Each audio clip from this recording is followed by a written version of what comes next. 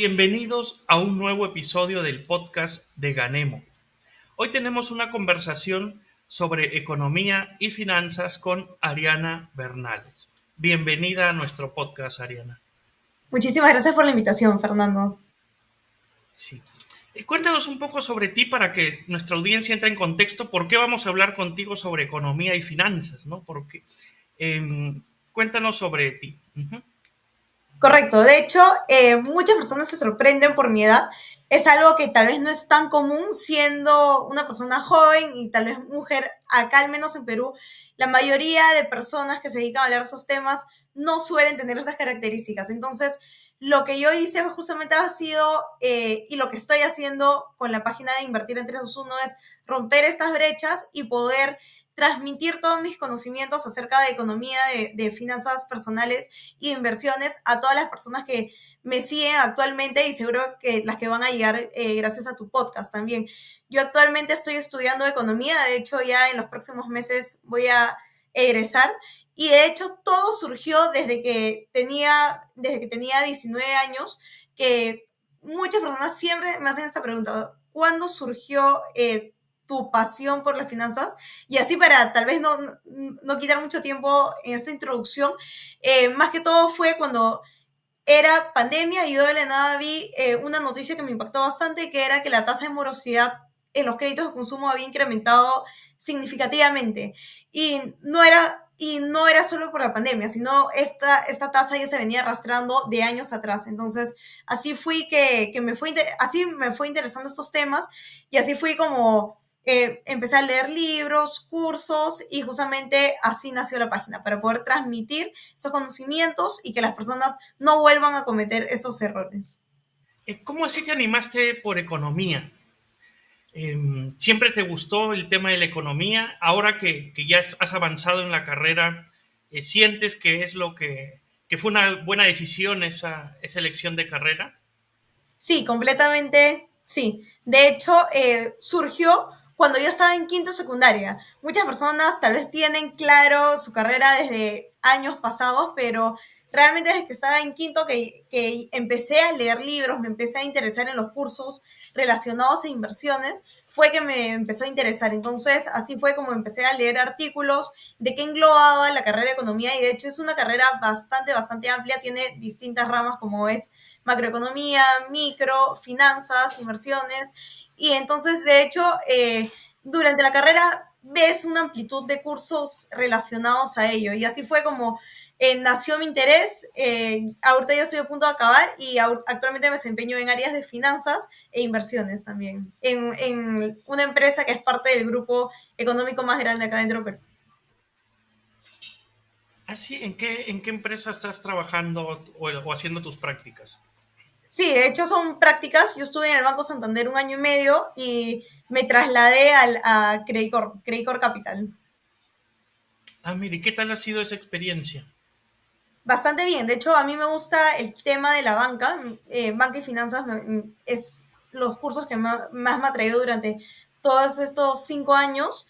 Y dentro de este banco, del Banco Santander, tuve la oportunidad de estar en el área de créditos estructurados y mediano plazo, es decir, analizar financieramente si le damos los créditos a las empresas, hacerle seguimiento posteriormente al darle el crédito. Y luego de ello estuve en otra área que fue la parte de tesorería, es decir, estar viendo el tipo de cambio, forwards, derivados financieros. Y luego de ello, gracias al director de economía de la universidad, yo estoy estudiando en la Universidad de Lima, dijo que la mejor escuela de finanzas era Credicorp Capital. Entonces fue así como un día, mientras que me encontraba en el otro lugar, me metí a la página web, vi que había una convocatoria justamente para prácticas en el área de deuda privada, que es una tesis bastante interesante, y así fue como decidí postular. Actualmente ya tengo 10 meses dentro de esta área y de verdad que he podido aprender muchísimo.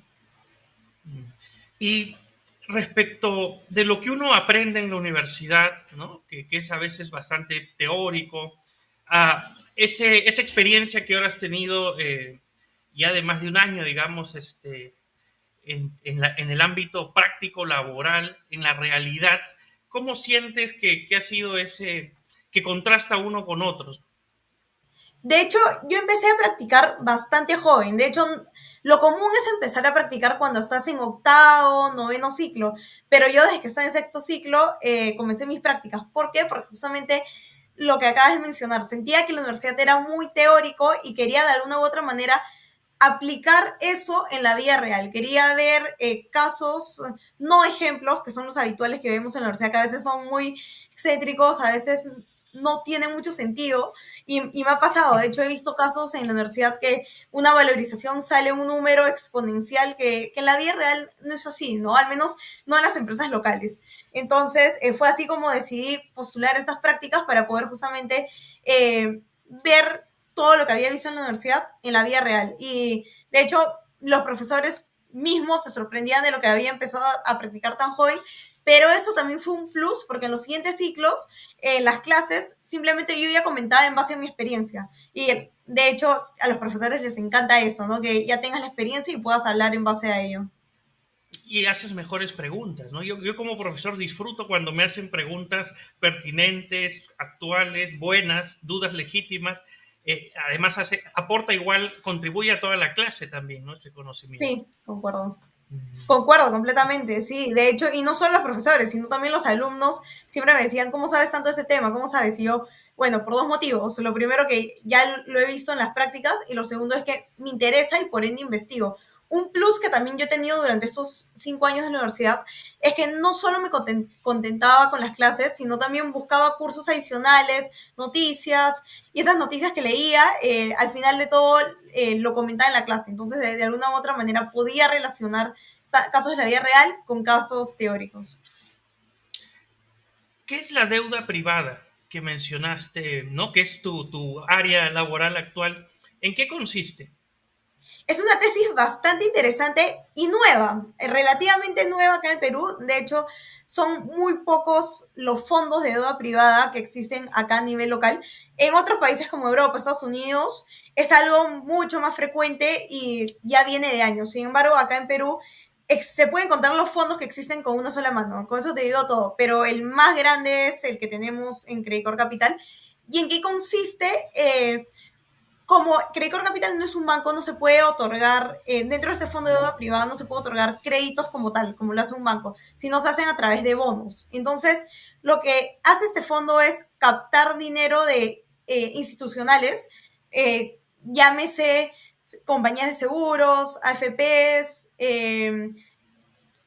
instituciones educativas. Entonces, lo que hacemos es traer dinero a estos inversionistas y lo prestamos a través de bonos a empresas medianas y grandes. Claramente hay un análisis detrás de ello. Como te comento, es una tesis bastante nueva, bastante comprometedora, pero sobre todo que las empresas ya están tomando ese financiamiento. ¿Por qué? Por las flexibilidades que te da. Un banco, en el caso de cuando le otorgas los créditos, es más rígido, no hay mucha flexibilidad en el tema de las cuotas, de la cuota balloon, del periodo de gracia. Lo que hace la deuda privada sí es algo más personalizado. De hecho, son un mes, 2 meses, incluso 2 meses y medio a veces, que toma el análisis financiero para poder analizar esas empresas.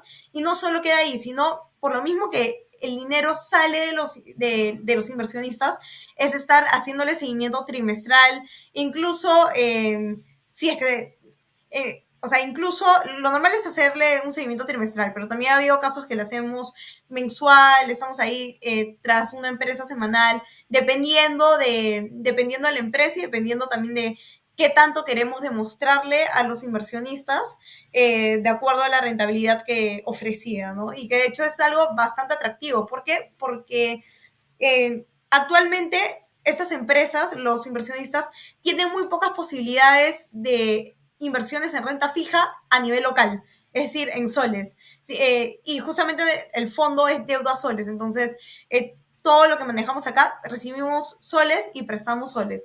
Y la rentabilidad, por ejemplo, las compañías de seguros, los AFP, lo único que tienen, si es que quieren invertir los soles, son bonos soberanos. Sin embargo, a través de la deuda privada obtiene una rentabilidad muchísimo mayor.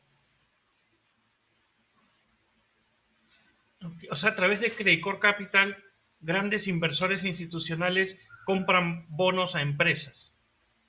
Exacto, sí, sí, sí, sí. Ya.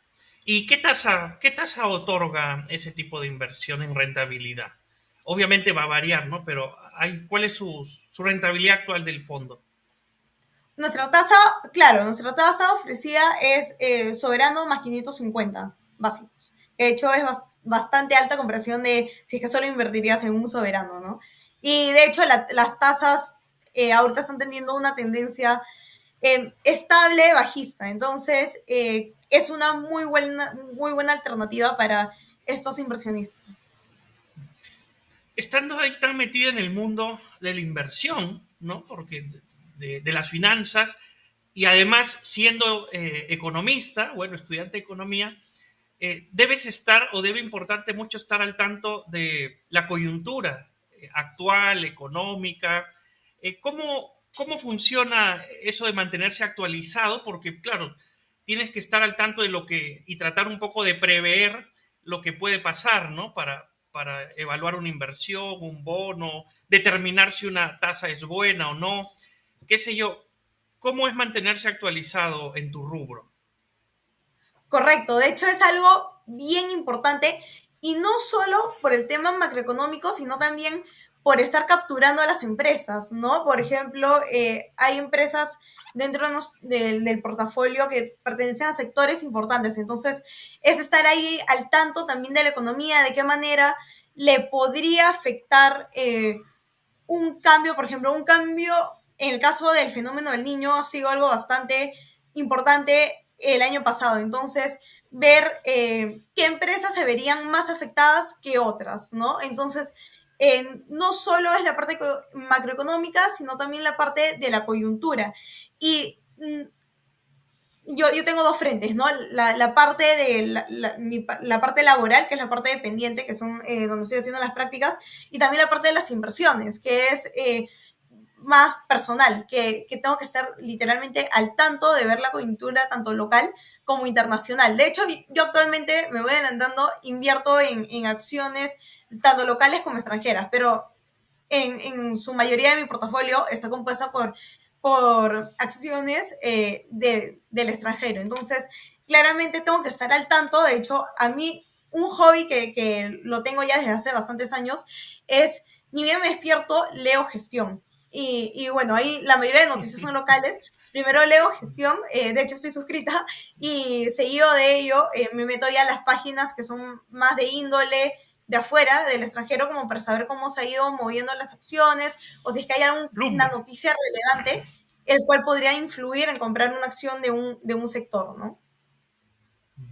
Ahí está, si el diario Gestión nos está escuchando, que nos patrocine, por favor. Este, 100% pero, recomendados. entonces, qué curioso esto de las inversiones. Me dices que inviertes también en acciones. Antes de un Correcto. poco repasar el tema de fuentes de ingreso y opciones de inversión, como, como economista, ¿cómo crees que cambia o ha cambiado la manera en que ves las cosas? ¿No? Porque nos pasa a todos en distintas profesiones, el nuevo conocimiento en general siempre cambia un poco cómo vemos las cosas, ¿no? Vamos, si vamos a un lugar arquitectónico, como un arquitecto aprecia los detalles, jamás se va a igualar a lo que yo voy a ver, ¿no? Porque yo voy a pasar por alto muchas cosas. En tu caso, como economista, ¿cómo crees que ha cambiado ese conocimiento de economía, tu manera de ver el mundo, digamos? Correcto, de hecho es una muy buena pregunta y es algo que me pasa día a día. En el día a día me doy cuenta que mi raciocinio ha cambiado a raíz de que me he metido más en este índole de la economía. ¿Y por qué? Por ejemplo, en el día a día voy a comprar algo, examino si es que conviene más comprar un solo producto de tal o si no comprar dos y lo guardo en caso de que haya alguna oferta, alguna promoción. Entonces, desde las cosas más simples hasta poder ver, por ejemplo, algo que me gusta bastante es estar al tanto de cómo se mueve las tasas de referencias, no solo acá de Perú, sino también de otros países de la TAM o si no del extranjero. Entonces, me gusta bastante estar al tanto también. algo que me he dado cuenta que es bastante relevante en el sector laboral en el que me encuentro es saber cómo están las empresas hoy en día a nivel financieramente. Y, por ejemplo, desde que estudié economía ya tengo una percepción más global por ejemplo, puedo dar una opinión más perfecta, si así queremos llamarlo, sobre un sector específico, ¿no? Por ejemplo, yo tengo mis sectores que son de preferencia y al momento de darle crédito son las que más me gusta estar ahí al tanto. Por ejemplo, el sector de educación a mí me gusta bastante, el sector también de restaurantes es algo que desde hace algunos años me llamó me llamó la atención. Y por ejemplo, cuando voy a un restaurante, me gusta saber, ok, si estos son los precios de la carta, ¿cuál debe ser su margen de ganancia? ¿Cuál debe ser su utilidad? Si es que me pongo a pensar, ¿no? Habrán tenido pérdidas en el último año, habrán tenido utilidades netas, positivas. Entonces, de verdad que es diario, no es que no te podría dar un caso así en específico en el cual ha cambiado mi percepción de ver, sino diario aplico la economía, literalmente. Mencionaste esto de las tasas de referencia, que son un dato que afectan a todo el mundo, ¿no? A todas las personas de a pie. El que cambie una tasa de referencia puede impactar en su vida de una manera importante. Sin embargo, no es de un conocimiento natural del día a día, ¿no? Las personas no tienen ni idea de qué es eso y a veces uno escucha ahí en las noticias, ¿no? Que subió la tasa de interés, de que esto, el otro. Pero ¿a qué se refieren? ¿Qué es esa tasa de interés de referencia? Correcto, la tasa de interés de referencia es una tasa para lo cual es el cobro de los bancos al momento de prestar el dinero, ¿no? Es decir, su costo de fondeo, en palabras simples. Y las personas, de hecho, muchas personas piden créditos o actualmente ya tienen hipotecas de hace algunos años y algunas tienen tasas fijas, otras tasas variables. Y todo ello va a depender de acuerdo a la coyuntura, de acuerdo a la tasa de referencia y sobre todo el spread de cada banco, ¿no? Si bien es cierto, la tasa de referencia es 6.25, cada banco va a tener su spread, dependiendo. Por ejemplo, si es un banco comercial, su spread va a ser menor. ¿Por qué? Porque captan depósitos y también prestan dinero, entonces su spread es menor. Pero un banco corporativo que no se tiene que fondear de afuera, claramente su spread va a ser mucho mayor. Y eso lo sé claramente porque trabajo en el sector bancario y también porque mi tesis es justamente de eso. La tasa de referencia y sobre todo al momento de poder aplicarlo en los créditos de consumo es algo que me interesa, que me apasiona bastante y mi tesis consta de eso, de cómo la tasa de referencia de los créditos de consumo impacta en el sistema financiero. Y de acuerdo a ello también está ligado a la morosidad. ¿Por qué? Porque muchas personas simplemente se endeudan, toman créditos personales o hipotecas sin medir su capacidad de pago, que eso me parece sumamente importante. Simplemente ven que una tasa de referencia, por ejemplo, e incluso he podido hablar con personas que muchas veces no comparan las tasas que les ofrecen 5 bancos, sino le preguntan van a 3 bancos, los más conocidos, y con eso se contentan. Que de hecho es algo cero recomendable porque hay cajas incluso que te prestan a un porcentaje, a una tasa menor, pero simplemente las personas por poco conocimiento o tal vez por así llamarlo, por flojera, deciden no ver mayores opciones de fondeo. Pero, por ejemplo, y eso no solo ocurre al momento de tomar crédito, sino también al momento de colocar sus depósitos, de colocar sus excedentes de dinero, de saldos en algún lugar. Muchas personas confían en los bancos cuando también hay otras opciones por ejemplo, las cajas, ¿no? Que te pagan 200 puntos básicos más en el mejor de los casos. Y también están reguladas, muchas de ellas, ¿no? Hay otras que no. Pero sí, justamente mi recomendación sería esa, que las personas diversifiquen, vean opciones y sobre todo que investiguen, que sepan desde lo más básico, que es una tasa de referencia, hasta cuáles son las opciones de pago que ellos tienen. Porque cuando, por ejemplo, tan solo con el rumor, ¿no? A veces de que, oye, que va a subir la tasa de interés de referencia, oye, que va a bajar, ¿no? Que la Reserva Federal va a tomar esta decisión. Tan solo con el rumor ya uno ve cómo empiezan a fluctuar el precio de las acciones, la especulación empieza ya a mover o empujar el precio hacia arriba o hacia abajo de ciertos activos, sube el precio del oro, o sea, entonces como que impacta un montón, ¿no? Y la mayoría de personas pues ignora cómo en su día a día les afecta eso, ¿no? Y claro, hablando de los créditos, como tú mencionas, eso puede implicar que si va a subir o va a bajar, entonces le conviene apurarse en tomar un crédito o no, si es que lo estaba pensando hacer quizás, ¿no? De repente. Correcto. La inflación, ¿cómo afecta de alguna manera la tasa de interés con la inflación? Sí, sí, en realidad sí. De hecho, mientras la inflación esté más alta, mayor, claramente los precios van a aumentar y por ende también lo que hace el central, el Banco Central, es si es que ve que la inflación está más alta, tratan justamente de reducir la tasa de referencia para que el consumo, justamente para poder reducir ese consumo, ¿no? Y que los precios no sigan subiendo. Pero justamente eso es muy, muy importante que las personas se informen, sepan al menos de los principales indicadores financieros y sobre todo que se informen, ¿no? Es algo, creo yo, que tal vez en otros países es algo más frecuente escuchar y acá en Perú lamentablemente la educación financiera acá es bastante, bastante escasa, lamentablemente. Sin embargo, ahora hay unos proyectos más de ley que se va a enseñar educación financiera en los colegios que espero pronto todos los colegios lo puedan aplicar, ¿no? De hecho, es algo que yo he venido siguiendo Lo he desde escuchado. bien cerca. Sí, pero esperemos que se pueda, que al final se pueda activar, ¿no? Esperemos que se ejecute bien, ¿no? Cada vez que veo esas normativas que vienen desde el gobierno, siempre desconfío, ¿no? Porque suena bonito todo, pero al momento de aplicar, ojalá no sea para adoctrinar en cosas que no le conviene a las personas, digamos, ¿no?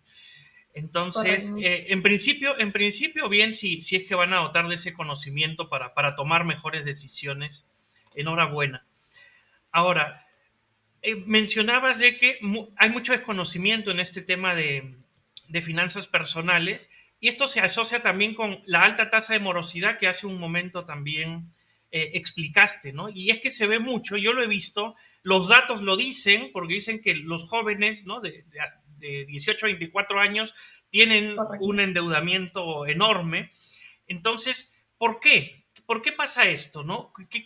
¿Qué le podemos o cómo les podemos ayudar? ¿Con qué conocimiento se les puede ayudar para que ese joven que recién está empezando a trabajar, a cobrar sus primeros sueldos y todas las financieras y los bancos se le tiran encima para regalarles tarjetas de crédito y a los 24 están sobreendeudados? Entonces, ¿cómo podríamos evitar eso? Sí, justamente ahí hay bastantes puntos, no solo desde el punto de los bancos, sino también en cara a los jóvenes, ¿no?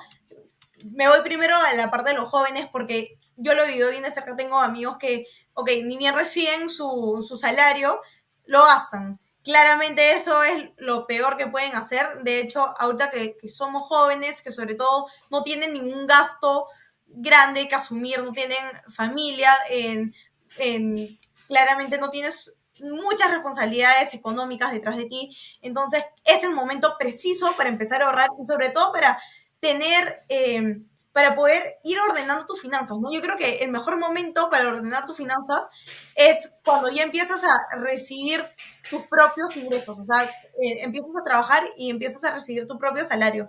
Creo que ese es el momento correcto como para ordenar tus finanzas, saber cuánto vas a poder destinarlo al gasto, al ocio y cuánto vas a poder destinarlo a ahorros o inversiones, ¿no? Que de hecho es lo ideal y es lo que yo recomiendo y así es como yo he venido haciéndolo desde que he recibido mi primer sueldo también. Y frente a respecto a los bancos, si es cierto, hay mucha competencia de los bancos y eso es lo que hace que sin hacer un análisis crediticio a cada persona, simplemente regalan tarjetas. Es muy común, por ejemplo, pasearte en las tiendas por departamento y que te ofrezcan sus propias tarjetas de crédito, ¿no? E incluso, yo me he sorprendido porque a mí también me han llegado propagandas por correo o me han llamado, ni bien estaba empezando a practicar, claramente el salario era mucho más bajo. Los bancos me llaman y me han ofrecido líneas hasta de 5.000, 6.000 soles. Entonces, o sea, a mí me parece increíble que un banco le ofrezca a una persona que recién está practicando, que está recibiendo el sueldo mínimo, que le ofrezca una línea de crédito así. Va a llegar un punto donde, sí, o sea, si la persona no tiene un correcto control crediticio financiero, se va a endeudar, y así es como ya se empieza a endeudar, puede endeudarse otros bancos, pagar, y así se forma el ruleteo, la famosa bola de nieve también. Que de hecho, hay muchas personas que están ahorita encasilladas en la bola de nieve de deudas, tienen deudas en en este banco, y así simplemente nunca van a poder solventar y dejar de tener deudas. Eso es bastante, bastante lamentable también, pero como recomendación a los jóvenes, a todos los jóvenes que nos están oyendo y que también, por ejemplo, punto aparte, yo como comencé mi página justamente porque vi ese tema, esa noticia en gestión de la morosidad en los créditos de consumo, y leyendo me di cuenta que la mayoría, de dónde provenía ese mayor porcentaje de los jóvenes, justamente entre 18 a 30 años. Entonces, es una edad donde yo digo, no tienes muchos gastos, muchas responsabilidades económicas detrás, sin embargo, vives endeudado. Pero fue así como surgió mi página. De hecho, mi página inició con información de finanzas personales. Luego de ello, justamente es lo que recomiendo, una vez que ya ordenas tus finanzas personales, es momento para poder decir, ok, ¿qué hago con mis excedentes? ¿Por qué no invertirlos? ¿Por qué no asegurarme en un plazo de 1 año a 10 años una rentabilidad, ¿no? Y sobre todo que así poco a poco vas teniendo un buen manejo de tu dinero, ¿no? Puedes ir dividiendo, ok, este porcentaje va para mis gastos y este porcentaje va para ahorros e inversiones. En nuestro chat nos pregunta FJ Lenin, ¿las tarjetas de crédito son malas o cuál es la mejor forma de manejarlas? Las tarjetas de crédito, para nada. De hecho, yo actualmente tengo una tarjeta de crédito.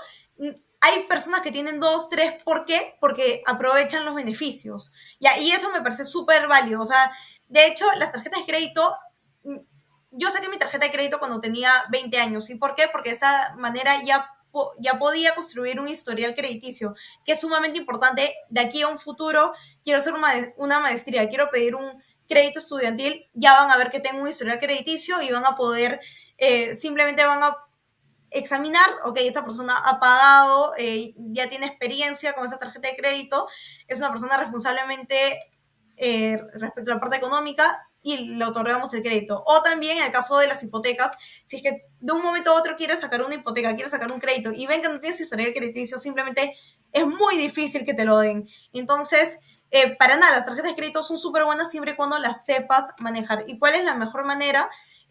Saber cuál es, establecer bien cuál es tu fecha de pago, y sobre todo, antes de ello, antes de sacar una tarjeta de crédito, poder examinar las distintas tarjetas de crédito que hoy en día hay en el mercado peruano, ¿no? O en el extranjero, en el caso, depende del país en el que te encuentres. Por ejemplo, hay muchas tarjetas de crédito que te ofrecen beneficios, y de hecho, ¿por qué no aprovecharlos también, no? Hay muchas tarjetas que te ofrecen que acumules millas, que es la que yo tengo, y también te otorgan descuentos en restaurantes. Y de vez en cuando, respecto a la parte de ocio, ¿por qué no ir a un restaurante que tiene 50% de descuento, 60% de descuento incluso?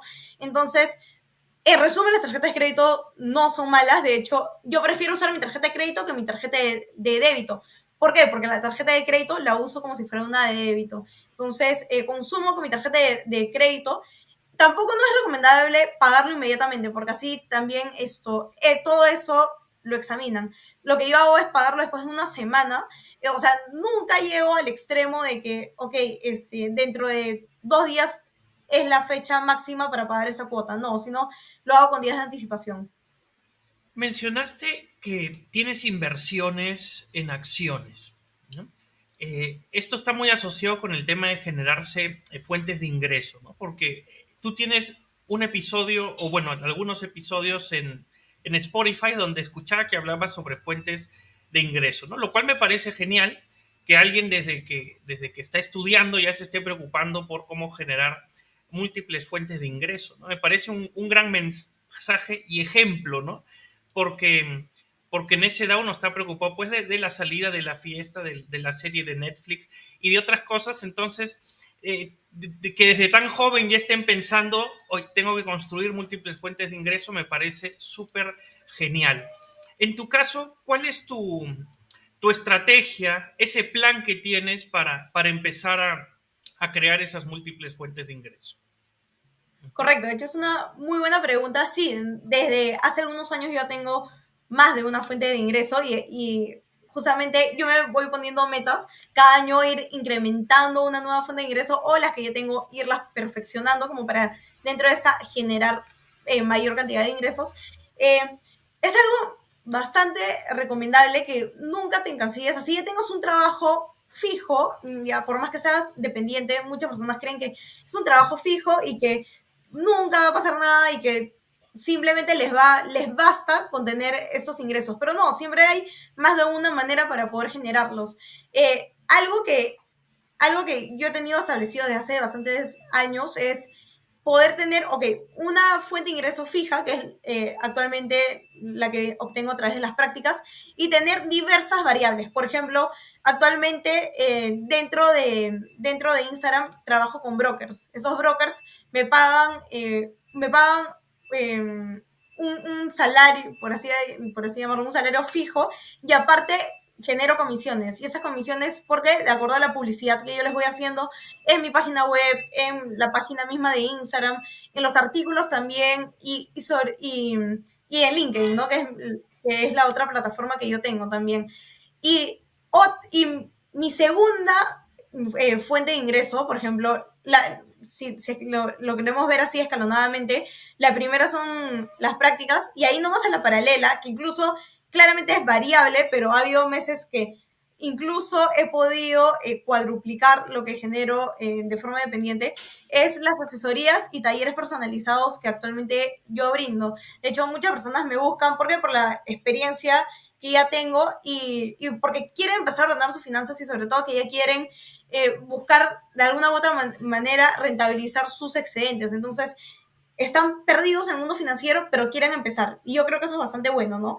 Tener al menos la iniciativa. Entonces, me buscan, les brindo una asesoría y en la mayoría de casos no es solo una, sino también vamos haciéndole seguimiento mes tras mes y claramente mes tras mes voy generando otros ingresos también de la misma persona, pero así con cada persona distinta que me va buscando. La tercera fuente de ingreso es las comisiones, que ya fui comentando, que no solo son comisiones, sino también el fee inicial que los brokers me dan para poder hacer la propaganda inicial. Y como cuarta, que más yo lo veo a largo plazo, no tener el cash al toque, sino como yo considero que a largo plazo va a ser la principal, que son las inversiones, ¿no? No solo invierto en acciones, sino también en ETF y tengo un excedente también en renta fija. Entonces, mi estrategia respecto a las inversiones es, ok, estar al tanto de las noticias para ver si es que meto más dinero a tal acción, a tal ETF, y de aquí a 10 años, 20 años, o de acuerdo a mis metas personales, por ejemplo, si quiero hacer una maestría de aquí a 5 años y tengo una buena rentabilidad dentro de mi cartera de acciones, poder venderlas y poder ya poder solventarme esa maestría, ¿no? Que al final de todo yo también veo la educación como una inversión. Y es algo que también mi mamá siempre me lo ha dicho, ¿no? O sea, claramente tener un título es un respaldo. O sea, claramente hay años de estudio detrás, dinero detrás, pero al final de todo es una inversión respecto a la parte laboral dependiente, ¿no? Pero, y una maestría también es parte de esta misma rama. ¿Qué plataforma utilizas para comprar ETFs o acciones? A ver, yo he pasado por 3 brokers y ¿por qué no me quedó uno fijo? Porque claramente uno al inicio te ofrecía tales comisiones, luego de ellos sus fees, sus comisiones fueron incrementando. Entonces, siempre es bueno estar informados. Entonces, hay muchas personas que, ok, dicen, ya tengo mi dinero en este broker, ya de aquí a 10 años, cuando necesite sacarlo, ahí ya me voy a dar cuenta qué tal me funciona este broker. Pero no, siempre es bueno estar también, no solo informarte de la parte de tus inversiones, sino también informarte por medio de dónde lo estás haciendo, ¿no? Por ejemplo, hace años, literal años, cuando yo estaba empezando en el mundo de las inversiones, inicié en la plataforma de prueba de eToro. Me gustó bastante, es bastante interactiva, pero como broker, en verdad, lo dejo ahí. Pero como cuenta demo me parece bastante buena para iniciar. Entonces, una vez que ya obtuve esta experiencia a través de la cuenta demo, dije, ok, es momento de poder invertir en la vida real, ¿no? Lo hice y lo hice a través de un broker llamado Happy, que es un broker peruano, y luego de ello, después de un año y medio, me trasladé a Tri, que es un broker colombiano con presencia acá en Perú también, que te permite comprar acciones listadas en la bolsa de valores local.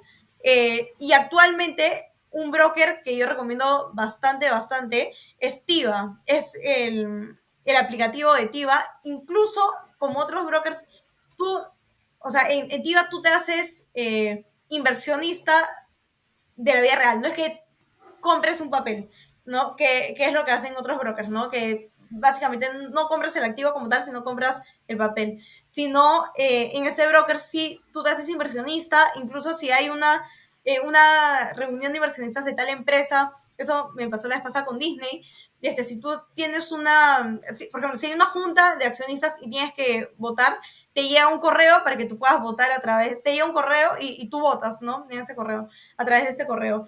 Y no solo te permite invertir en acciones, sino también te permite a invertir en ETF y en fondos mutuos, que a mí me parece algo bien, bien importante y que al final de todo yo lo veo más como renta fija, ¿no? Porque si es cierto, la tasa que te ofrecen es menor a lo que obtengo haciéndolo a través de inversiones o de ETF, pero te da una mayor seguridad y menor riesgo, ¿no? Al momento de invertir. Entonces, para poder diversificar mi cartera, es un broker bastante bueno. Hay 3 activos en los que puedes invertir, que son los que yo siempre recomiendo en las asesorías.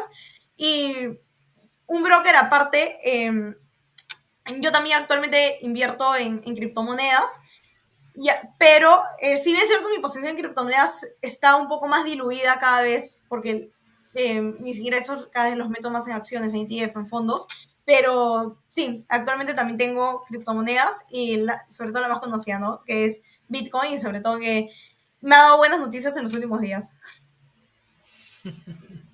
¿Qué ha pasado con Bitcoin últimamente? Sí, de hecho,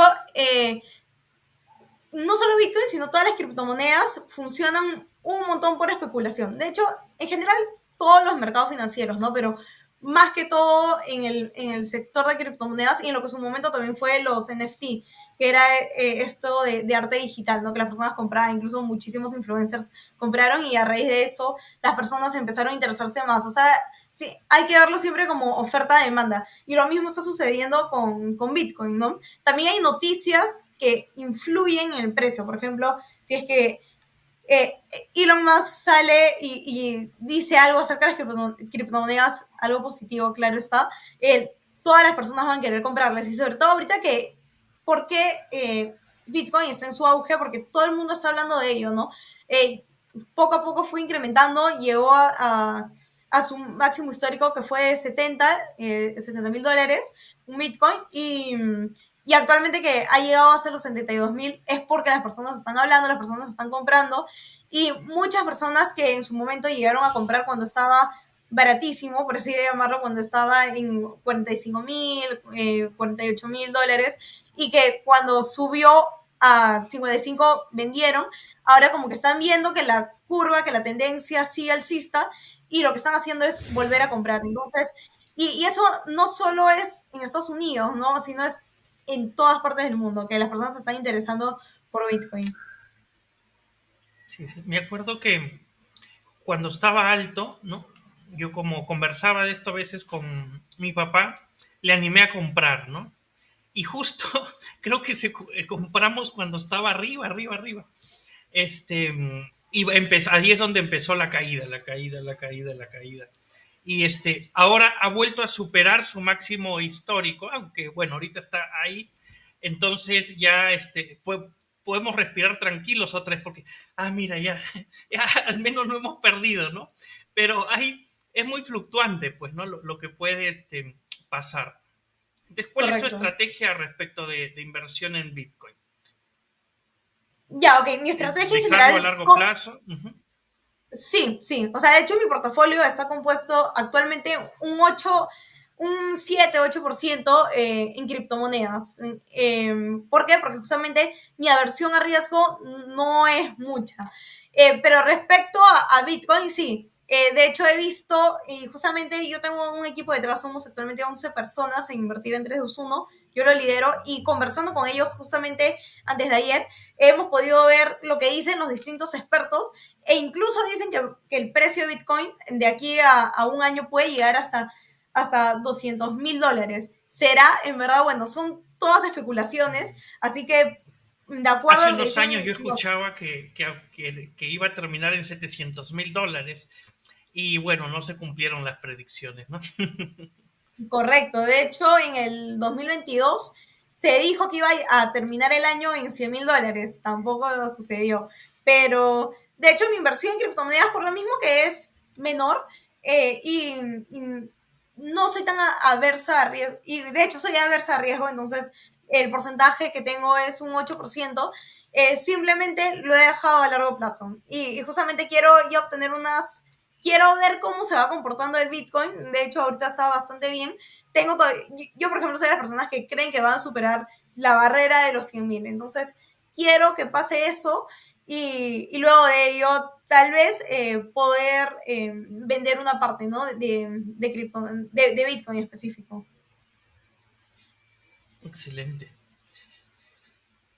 Mencionaste el tema de las asesorías financieras. ¿En qué consiste una asesoría financiera de las que das? Uh-huh. Correcto. Muchas personas se confunden y creen, o sea, confunden una asesoría personalizada con uno de los cursos. De hecho, los cursos es algo muy habitual de encontrar en Internet y son cursos, muchos de ellos ya grabados. En cambio, lo que actualmente buscan las personas es algo personalizado, o sea, que tú te enfoques bastante en su situación personal, en su situación financiera y poder sentarte con ellos. De hecho, las asesorías son virtuales, entonces poder sentarte con ellos y poder decirles, ok, armar un Excel. De hecho, yo tengo un montón de plantillas de Excel que las he ido armando con el paso de los tiempos y las he ido perfeccionando. Entonces, poder centrarte con cada persona y ver, ok, cuáles son tus ingresos, cuáles son tus mayores gastos en el mes, qué es lo que quieres lograr, cuáles son tus metas financieras. Entonces, sentarte con ellos, poder ordenar sus finanzas, que es algo que hoy en día muy pocas personas lo hacen. De hecho, encontrar una persona que es ordenada con sus finanzas es algo bien escaso, ya, lamentablemente, ¿no? Entonces, las asesorías personalizadas consisten en ello. De hecho, son dependiendo de los objetivos de la persona. Claramente, primero, antes de tener la asesoría, converso con esas personas y me van explicando qué es lo que quieren ver en esa asesoría. La mayoría de ellas me buscan porque ya tienen los excedentes, es decir, ya ordenan sus finanzas y quieren aprender a invertir. Pero también hay otras, como lo he ido explicando, que primero quieren ordenar sus finanzas, es decir, la mayoría de ellas ya tienen un trabajo fijo, tienen gastos también y quieren saber cuáles serían sus excedentes, cuánto pueden ahorrar para poder destinarlo a inversiones. Y el otro frente, que de hecho son la mayoría de personas que me buscan, me buscan porque quieren ya empezar a invertir y no saben, no tienen ni idea ni por dónde hacerlo, ni en qué cosas invertir, ni qué es lo que el mercado te ofrece, ni cuáles son las oportunidades que actualmente pueden encontrar. Entonces es algo bastante dinámico, bastante interactivo y sobre todo que es sentarte con la persona a escucharlo, ¿no? Y saber sobre todo qué es lo que ellos quieren. Y de hecho yo tengo mis láminas, mis presentaciones preparadas y de acuerdo a lo que me han ido comentando antes, las voy adaptando también, ¿no? Y de hecho les muestro mi portafolio, les muestro páginas, a mí yo tengo un montón de páginas donde verifico cómo se van moviendo las acciones, donde hago mi análisis técnico, el análisis fundamental. Entonces son asesorías bastante completas que al final de todas las personas salen contentas y me vuelven a buscar porque, ok, ya tienen otros excedentes, quieren saber dónde más pueden invertir.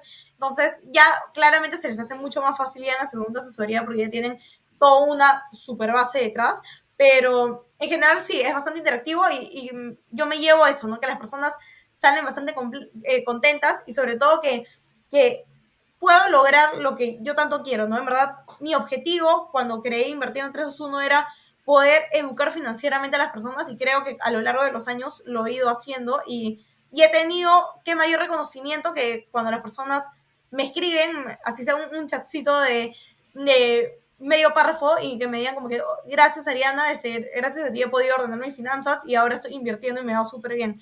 Y literalmente la satisfacción que siento después de eso es bastante, bastante grande. ¿Qué es invertir en 321?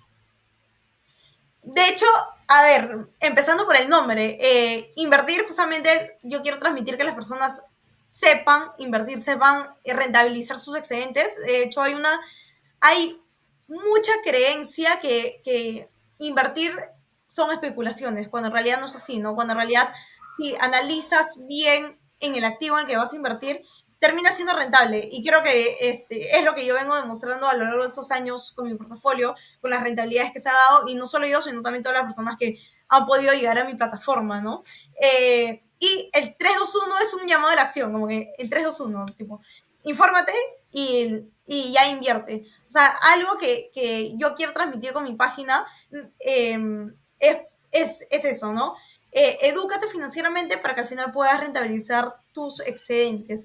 Y en general, ¿qué es invertir en 321? Es una plataforma, todo nació con una plataforma en Instagram, en el que hacía posts y reels, bueno, también salgo a hablar por medio de los stories, sobre estos temas, ¿no? Sobre inversiones y finanzas personales, que son temas muy pocos tocados o con muy poca información en Internet. Y a mí me parece increíble que con tanta tecnología, muchas personas, yo creo que también depende mucho del interés que le pone cada persona, no esté tan metido en estos temas. Y justamente con mi plataforma quiero lograr esto, ¿no? Que las personas se interesen y sobre todo una forma interactiva, dinámica, que esté en alcance de un reel de 30 segundos, se puedan enterar de cómo formar su historial crediticio, que es algo que es el penúltimo reel que saqué y de hecho tuvo bastante éxito.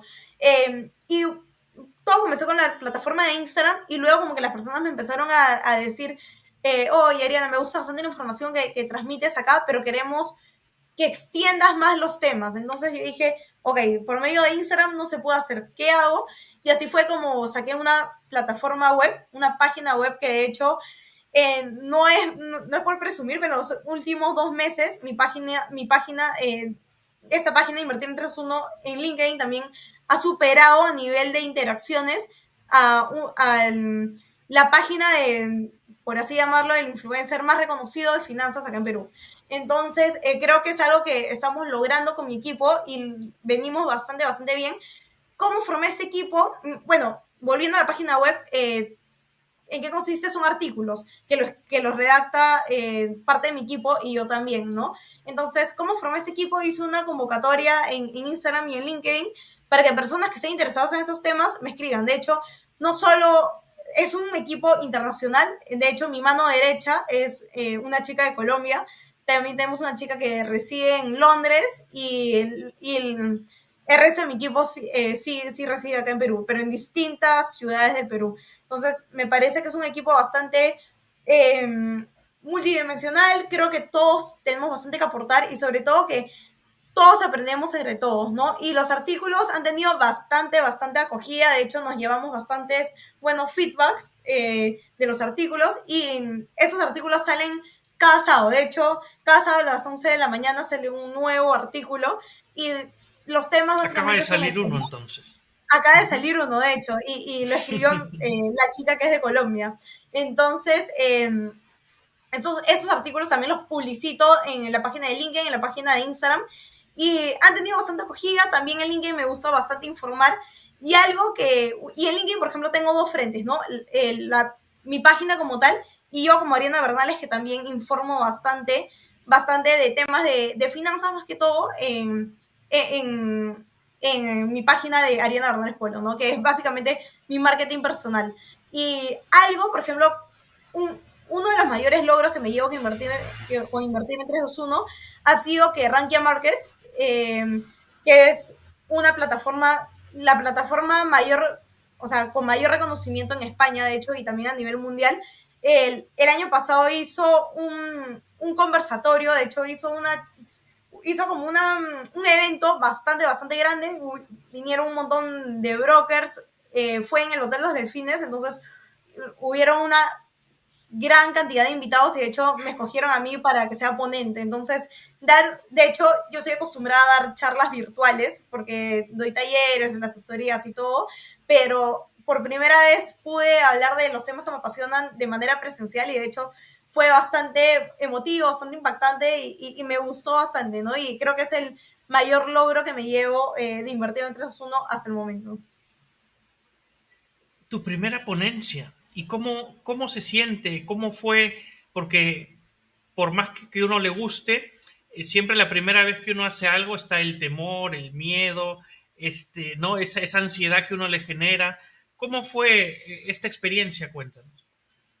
Correcto, de hecho, a mí, como te habrás podido dar cuenta, me gusta hablar. Me dan la palabra y no para hablar. Entonces, y qué mejor que los temas que me apasionan, ¿no? Entonces, me llegó la invitación, de hecho, me llegó la invitación con bastantes meses de anticipación, fueron como 4 o 5 meses de anticipación y cada mes íbamos avanzando un paso. El primero fue pero eso es peor, claramente... pues, ¿no? Porque con 4 meses de anticipación son 4 meses que estás, hoy llega ese pensando en día, ¿no? eso. Ya si fuera una semana, al menos una semana nomás que estás con la ansiedad, ¿no? Pero, y te llegó En verdad, hace 4 meses. Uh-huh. en verdad sí, me sucedió eso. O sea, a mí me gusta bastante hablar en público. En la universidad he tenido la oportunidad de hablar en público también. He podido ganar un concurso y tuve que hablar frente a un auditorio, pero claramente era un auditorio más pequeño. Pero hacerlo frente a un auditorio de 200 personas, en un lugar que de hecho no tenía el manejo como tal, y sobre todo con tanta anticipación, sí, no te voy a mentir, sí, una semana antes lo único que pensaba era el evento de Rankia Markets. Entonces, y sobre todo que tuve que preparar una presentación que de hecho la mandé con un mes de anticipación también. Entonces, y me acuerdo como una anécdota que puse el precio de una acción, creo era de Google, y no, perdón, la de Google la mencioné, era de Coca-Cola. Y justamente había sucedido eso, que Cristiano Ronaldo movió la Coca-Cola en una conferencia de prensa y el precio de la acción de Coca-Cola había disminuido. Entonces, me acuerdo que había puesto en la presentación el precio de la acción de Coca-Cola hasta el momento que llegué a enviar la presentación. Sin embargo, claramente durante todo ese mes había surgido esta eventualidad. Pero al final de todo la comenté, le expliqué y también justamente me sirvió bastante para poder informar y que las personas sepan también que hay eventos que no son significativos a la larga en el precio de la acción, ¿no? Sino que a corto plazo sí pueden influir y muchas personas cuando cayó la acción de Coca-Cola aprovecharon en comprarla, una de ellas fui yo. Pero justamente me sirvió como anécdota, me sirvió para contarla y al final de todo me explayé bastante bien. Y algo que me llevó a ese evento es que terminé de hablar, me fui a la parte de atrás para que me quitaran el micrófono y todo, y se me acercaron 4 personas distintas a felicitarme, porque de hecho había hablado muy bien, les gustó bastante la forma de cómo me expresaba y me pidieron algún número de contacto. Entonces, y posteriormente me contactaron también para asesorías. Y justamente esta semana, de hecho el jueves, un broker de Chile me contactó por medio de mi página en Instagram y al final de todo, bueno, tuvimos una reunión, justamente como que el objetivo de esa reunión era poder entablar alguna conexión, alguna publicidad. Entonces ahí también otro medio de ingreso. Pero, y al final de todo yo le dije, o sea, ¿cómo te enteraste de mi plataforma? Y me dijo que era justamente el evento de Ranking Markets, que me había escuchado hablar y que le gustó bastante cómo me comuniqué, cómo expresé mis conocimientos y bueno, al final de todo se ha podido dar este engagement con el broker, ¿no? Gracias a Rankia Markets, por ejemplo, me abrió las puertas. Qué alegría escucharte con esa energía, ¿no? Compartir esa experiencia, ¿no? Que desde tan joven tú mismo te estás construyendo, ¿no? Porque al final, si te llega esa invitación, es porque has sacrificado mucho tiempo en crear tu marca personal, en crear contenido, que pudiste haber estado haciendo otra cosa, ¿no? Has estado pensando en cómo construir múltiples fuentes de ingreso desde tan jovencita. Y en ese camino uno aprende muchas cosas también. Algunas cosas saldrán bien, otras no bien, pero es que este es el momento perfecto para equivocarse también, ¿no? Es correcto. Porque ese aprendizaje suma mucho. Me ha gustado mucho conversar contigo. Hemos estado con Ariana Bernales. Te dejo un espacio para que te despidas de nuestra audiencia, igual nos cuentes lo que quieras y nos digas cómo te podemos seguir o dónde podemos seguir escuchándote. Uh-huh. Perfecto. Bueno, primero que nada, Fernando, muchísimas gracias por la invitación. Encantada de poder haber tenido este espacio para poder explicar un poco más a qué me dedico, quién es Ariana Bernales como tal y sobre todo cuál es mi objetivo con Invertir en 321. Y justamente los invito a todos a poder seguirnos e Invertir en 321 a través de Instagram. Abajo pueden ver el usuario, a través de LinkedIn también, y los invito cada sábado a las 11 de la mañana a leer los artículos que salen semanalmente en la plataforma de Invertir en 321 web. Y también se pueden suscribir dentro de esta plataforma para que les pueda llegar los artículos a su correo y ya no tengan que estar al tanto de cada sábado poder entrar a la página. Si es que desean alguna asesoría, no duden también en contactarme a través de Invertir en 321, a través de Instagram. Y en general, yo encantadísima para si es que alguien se ha quedado con alguna duda, puedo absorberla a través de LinkedIn, de Instagram o a través de Fernando. Tal vez te hacen llegar una pregunta, yo encantadísima para poder responderla. Y nuevamente, muchísimas gracias por la invitación, Fernando. Gracias a ti, hermosa comunidad. Ya saben que después de cada podcast nos inicia una consultoría en directo sobre el software que vendemos, así que nos vemos en unos minutos. Un abrazo con todos, hasta el próximo episodio.